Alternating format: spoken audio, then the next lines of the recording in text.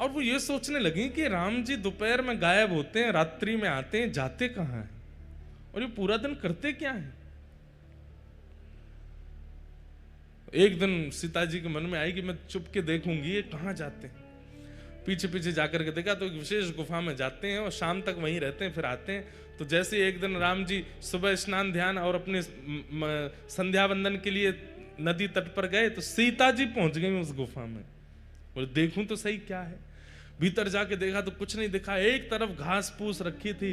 सीता जी सब जगह खोज खोज के देखी तो घास जैसे ही हटाई, आहा, श्री गोपीनाथ जी ऐसे विराज रहे थे, त्रिभंग लली श्याम सुंदर। राम जी तो सदैव ऐसे रहते हैं, सीधे खड़े रहते हैं, एक हाथ में धनुष, एक हाथ में बाण और एक हाथ में धनुष, दूसरे हाथ से आशीष, यही मुद्रा रहती है राम जी की। लेकिन आज वही राघव जी जिनको सदा ऐसे देखा है, आज वही राम जी मानो ऐसे दोनों भुजा करके और वंशी धारण करके, और बिल्कुल कमर भी टेढ़ी है, मुख भी टेढ़ा है, पाम भी ऐसे, रूप देख करके सीता जी तो मोहित हो गए। बार बार मन में इच्छा होने लगी कि आलिंगन कर लूं मैं इनका, इतने सुंदर।